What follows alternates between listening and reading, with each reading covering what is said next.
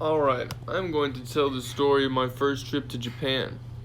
I took this trip in the summer of 2019 with my girlfriend Allison, her sister Ashley, and their brother Jeff. That's me there in the gray. Now, I'm a planner, and Allison has always felt responsible for her siblings. So we wanted to get as much planned out and taken care of as we could before we got to Japan. It is, after all, thousands of miles from home, and we will be there for 2 weeks.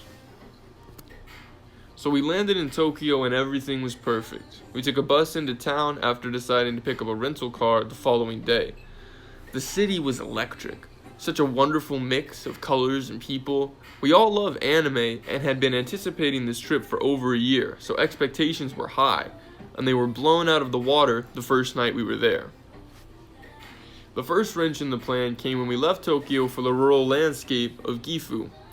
We had anticipated about a 6-hour drive between the two cities, but we did not account for tolls. The tolls in Japan were insanely priced, so we took the long way, making it a 12-hour drive. This whole drive I was stressed. Would we be able to find the Airbnb in pitch dark? Is there a time limit to when we can check in? Should we have just taken the tolls? When we landed in Gifu, we did have problems finding the Airbnb, but my previous worry did little to help us find it. But when we did, everything was good. The host welcomed us in, and we all got a great night's rest. On each of our trips to the remaining Airbnbs on our journey, I found myself stressing over those same questions. As I would find, each stop was easier and easier, and my stress seemed further and further unwarranted. The second snag in the plan came when we were leaving Osaka. We awoke to find the city a ghost town. Most places were closed, so we expected a crowd, but we got to enjoy our breakfast, coffee, and a nice morning cigarette. You can smoke anywhere there. All with the company of the owner, who shared stories and told us about local history. She even gave us her home address in case she wasn't still working there on our next trip to Japan, and told us to come visit and that we could stay with her. She also informed us of a typhoon that was about to hit the area, which is why we were the only ones in this city. Yikes. Our trip back to Tokyo from Osaka while trying to outrun a typhoon we could quite literally see behind us was the most stressful ride I've ever been on. But looking back on that breakfast, I wouldn't trade it for anything. It was one of the best experiences of the trip. The last major hiccup in our plan came when we returned to Tokyo, this time with a rental car we had to take care of. Now, if you have tried to find parking in any major American city, you know how hard and how expensive it can be. Now picture that times about 10, and that's what you're looking at in Tokyo. I mean, look at those crowds. So after our first night back in the city, we decided to take the rental back early. And once again, I found myself stressing on this trip to drop the car off. Would there be a fee for returning the car early? How easy would it be to get back to the city? Should we have just kept it? Well, my stress was once again unwarranted as we were taken to a train station after the drop.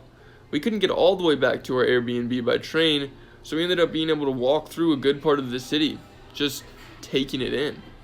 Everything moves so fast when you drive, so it was nice to slow down.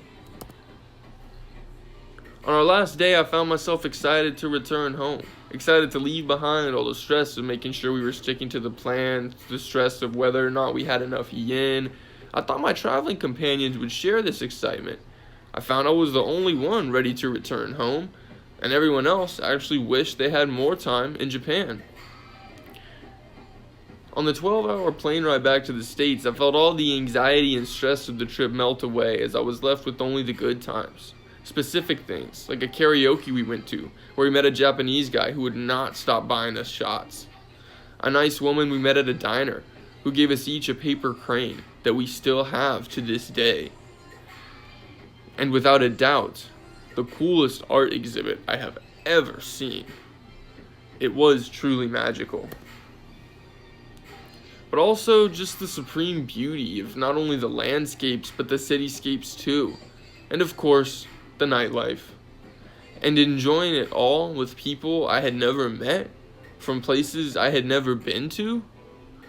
None of the bad stuff stayed with me, and I found myself hoping this plane would land back in Japan and not in sunny LA as it was scheduled to. As these images flooded through my mind, I realized all the planning in the world couldn't save you from having to make decisions on the fly, which means it might not be the best decision, but that's what life is made of. And it's a beautiful world out here that we get to live in.